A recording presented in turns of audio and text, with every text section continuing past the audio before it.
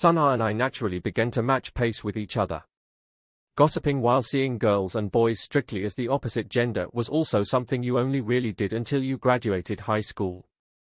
I heard that once you get to college, all of the guys and girls eat together naturally and get along. Although I was a bit regretful that I had returned before having experienced that. At least Naksong High School was a co-ed school.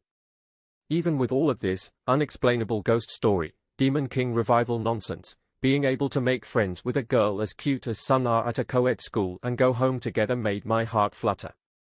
What did you think of the homeroom teacher? Not sure. He seemed like a funny guy. Yeah? Just like I thought, Sana wasn't the type to talk a lot. It seemed like I would mostly lead the conversation, and Sana would stutter in response. Regardless, as we continued our conversation in this manner, we somehow passed through the courtyard and reached the front gates.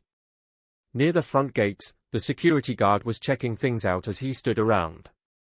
It's also been 3 years since I've seen this guy. Do I have to call it a hostile relationship?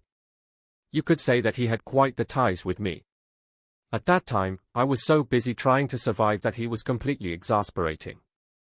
Now that I was in a normal situation, it was even a bit nice to see him 3 years in the past. Of course, he wouldn't know who I am, was what I thought as I passed by him. Not long after we passed the front gates, I said my farewells to Sana. Goodbye. I'll see you tomorrow, Tilda. Yeah, goodbye, Tilda. As Sana walked in the direction of the Jugong apartment complex next to the school, I could see her looking back in loneliness as she carried her book bag. That dilapidated apartment complex was built over 30 years ago. Although some people did live there because of the rumors of redevelopment, the complex was like a haunted house where only the elderly lived. The walls around the building were covered in vines, and none of the asphalt was intact, with grass growing through all of the cracks. I hadn't been inside before, but it was probably even more terrifying. I had been thinking, so Sana lives there, when I had a sudden thought. The understanding system. I remembered that even if I couldn't know something for sure, if I made a guess or just roughly went over things, it would still properly reflect in the system. Can I make some inferences based on what I've observed about Sana so far?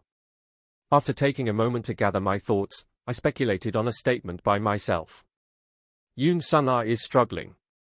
No response. Yoon Sana is poor.